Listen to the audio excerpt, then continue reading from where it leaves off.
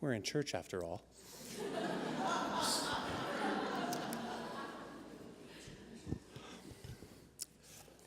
I know this sermon is called I Am, but perhaps the question, who am I, is more appropriate, because the topic of identity seems to raise more questions than give absolute answers.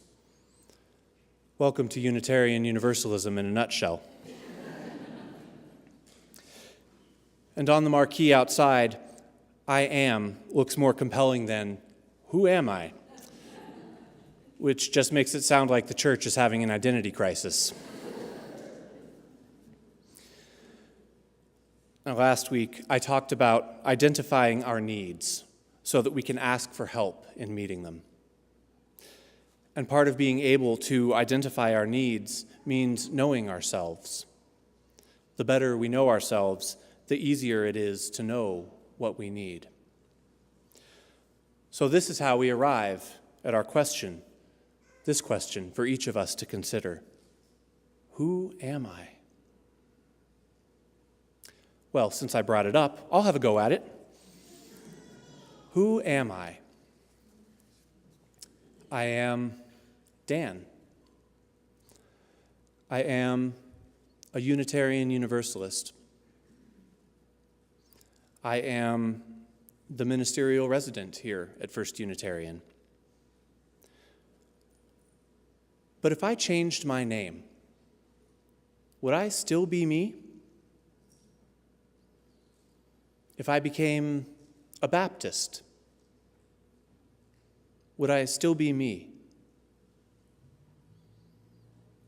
And if I were to leave this church and become a senior minister somewhere else, would I still be me? Well, I'm going to turn it back around on you and ask, who are you? And by a show of hands, how many of you know your Myers-Briggs type? Okay. How many of you know your Enneagram type? A few hands. Okay. How many of you know which Hogwarts house you would be sorted into? Oh, I'm sorry. Or have been sorted into. I certainly don't assume we're all muggles. Yes. How many of you know your religious identity? How many of you know your political identity? I don't know if I should be concerned that more of you raised your hand in church about the political identity than you did about the religious identity. I'm a little concerned. Now, who would you be if any of these things changed? What if you suddenly became an extrovert after identifying as an introvert your whole life? What if you changed political parties?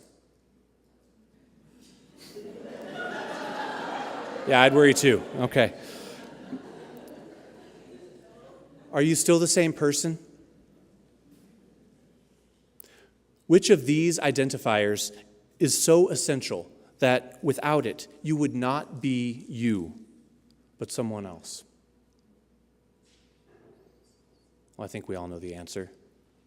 The answer is none. There is something fundamentally, essentially you, even when all of the identifiers are stripped away. And yet, it is by these identifiers that we know one another. And it is by these identifiers that we think we know ourselves. But we can change these. Not easily. And some of them may be so ingrained as to seem unchangeable. But ultimately, all the things that we use to identify who we are is not the essence of who we are. These things are not our soul. So how do we know ourselves? How do we recognize our souls? The answer is by listening. In his book, Let Your Life Speak, Parker Palmer says, "Before you tell your life what you intend to do with it, listen to what it intends to do with you. Before you tell your life what truths and values you have decided to live up to, let your life tell you what truths you embody, what values you represent." So, if we heed Parker Palmer's advice, then we should understand that identity comes from within. It's not bestowed upon us from outside. It's not determined by how others see us or label us. It's not earned by performing a certain way. We can earn titles. We can change some of our characteristics, and we can wear descriptors.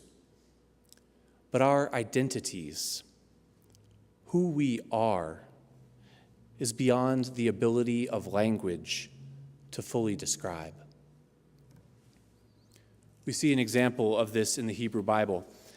In Exodus chapter 3, God takes the form of a burning bush to speak to Moses. Now, if a bush, burning or not, started speaking to me, I would be a bit confused.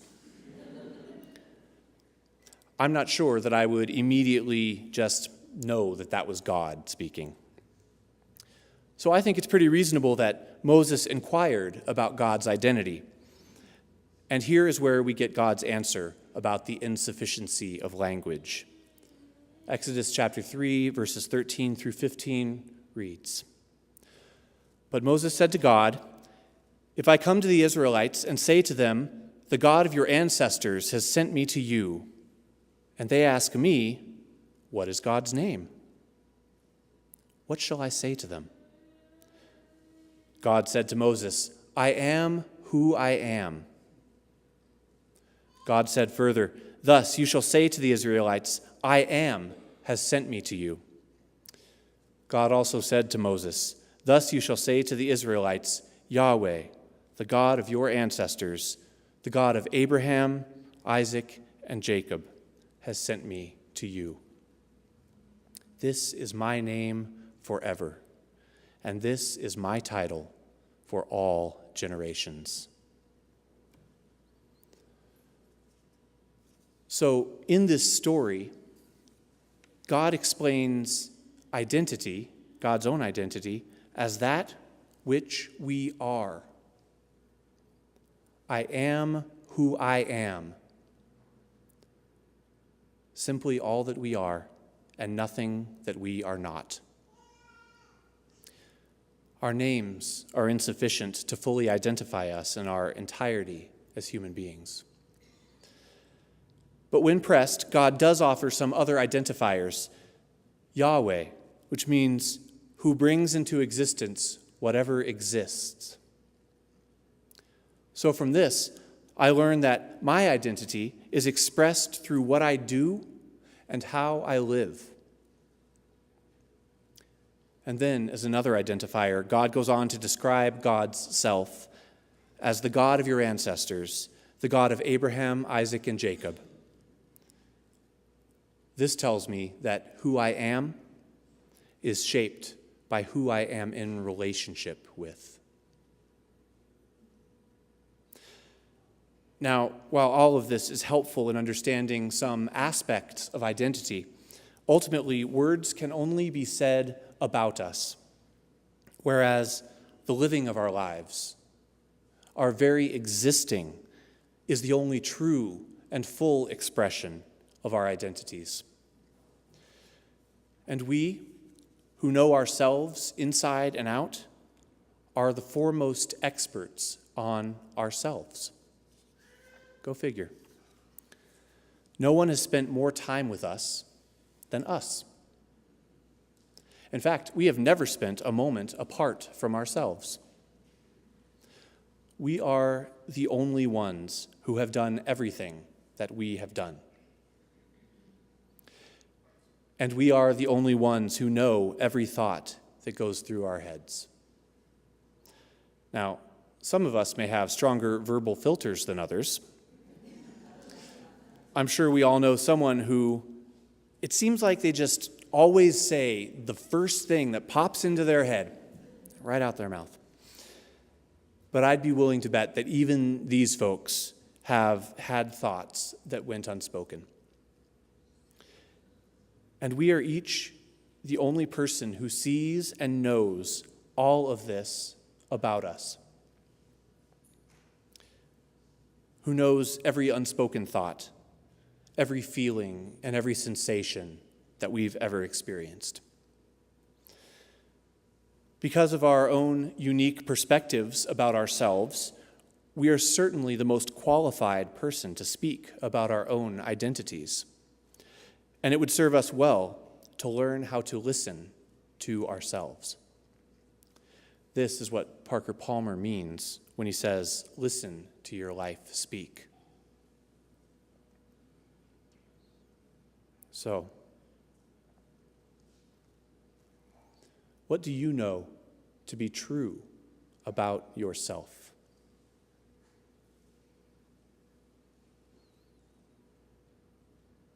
What do you know to be true about yourself? This is a big question, and it's worthy of a lot of time and reflection. However, it comes with a caveat. Although we know more than anyone else about ourselves, we will never know all there is to know about ourselves.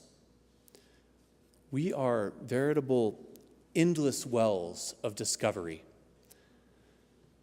So while we can become more secure in our knowledge of ourselves as we grow, we will never stop learning and discovering, and there will always be parts of us that remain a mystery, even to ourselves.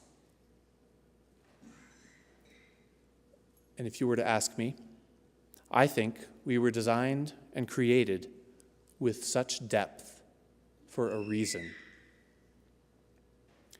We're not supposed to ever know everything about ourselves.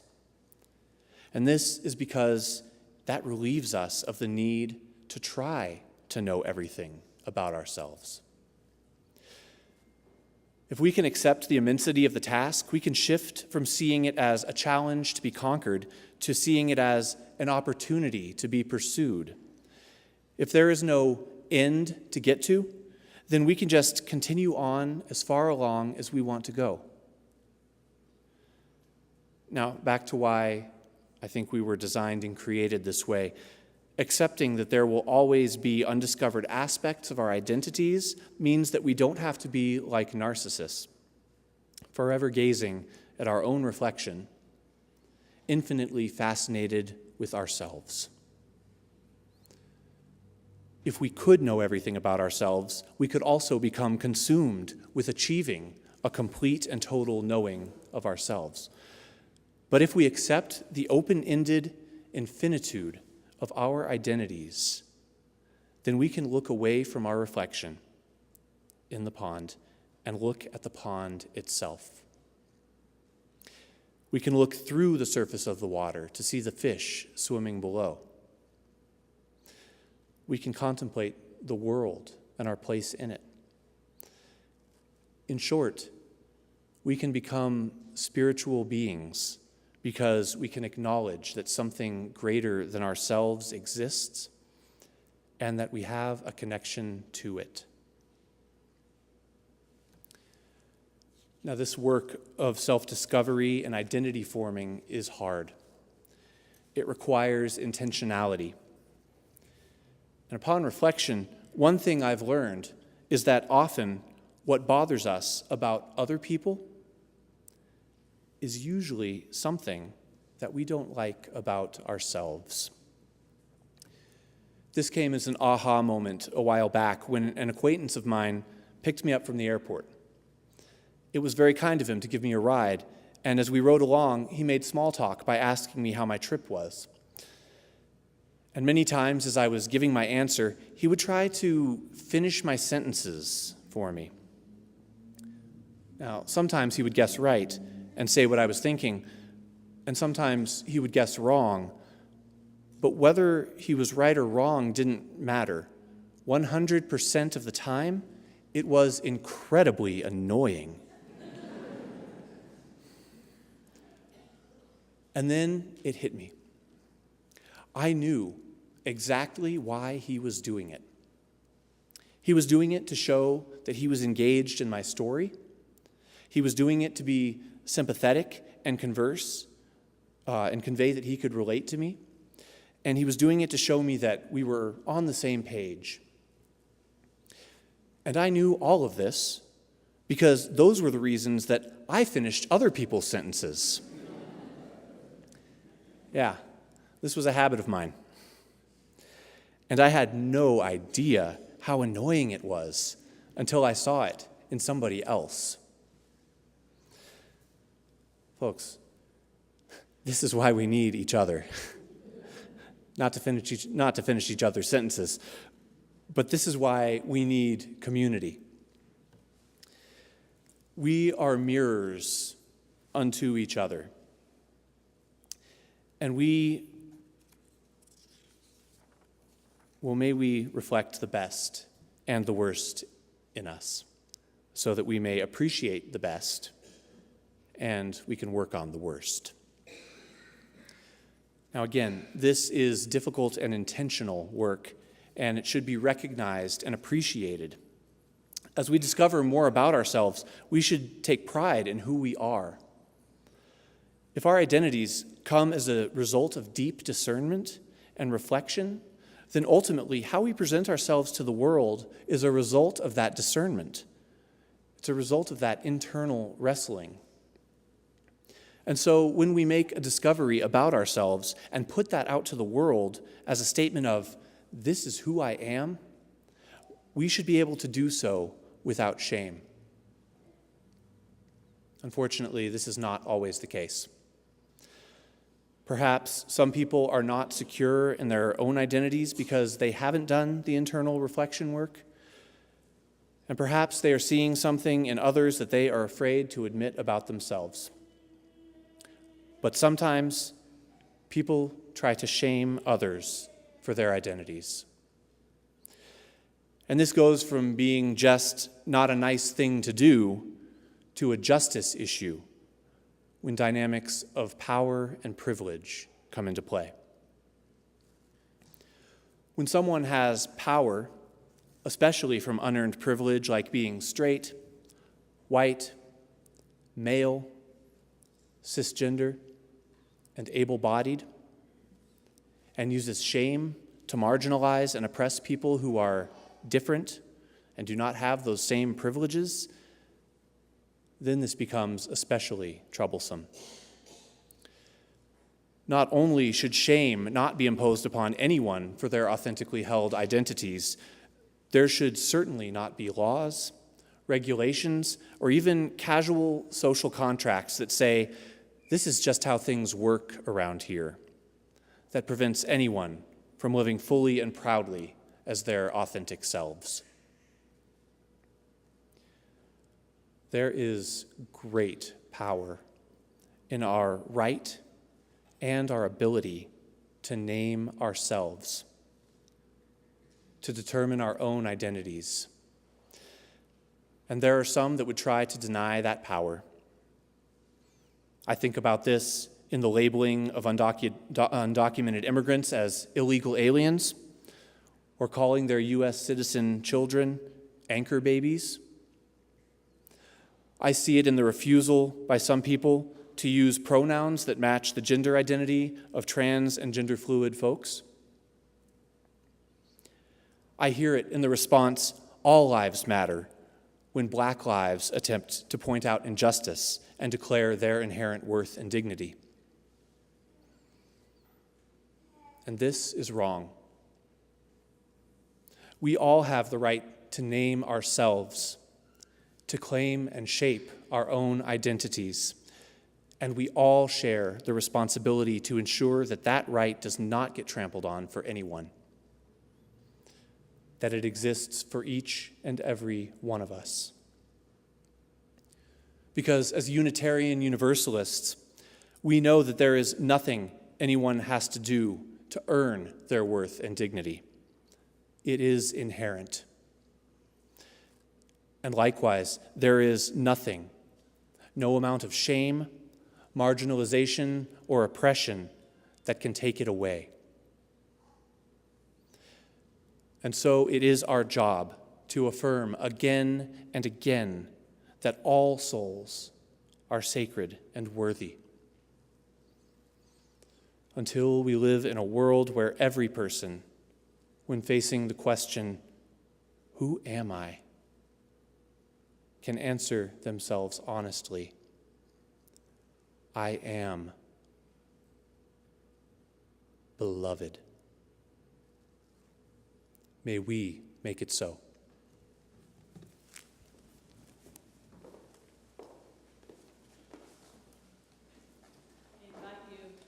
I invite you to rise in body or spirit to sing our closing song. We learned this earlier in the service, so you can sing any of the parts. We'll start with Andy's part, and then we'll layer in the love is love is love is love. And please feel free to add your own phrases about love as you feel the love around this room, and feel free to harmonize.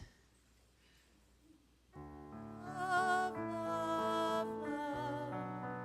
All we need is love, love, love. All we need is love, love, love. All we need is love, love, love.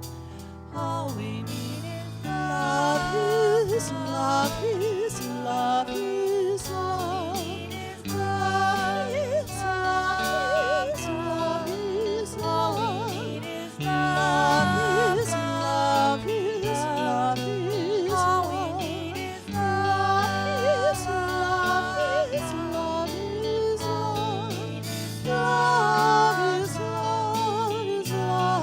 is love. Love is love is love is love. Love is love is love is love.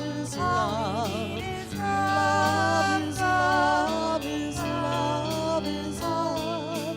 Love is love is love is love. Love is love is love is love. Love is love is love is love. Love is love is love is love. Love is love is love is all we need is love. We receive fragments of holiness, glimpses of eternity, brief moments of insight. Let us gather them up for the precious gifts that they are, and renewed by their grace, move boldly into the unknown. Blessed be. Go in peace. We're going to do the fast version of Lady Gaga. You want to stay and listen? Happy Pride, y'all. May the force be with you. 1, 2, 3, 4.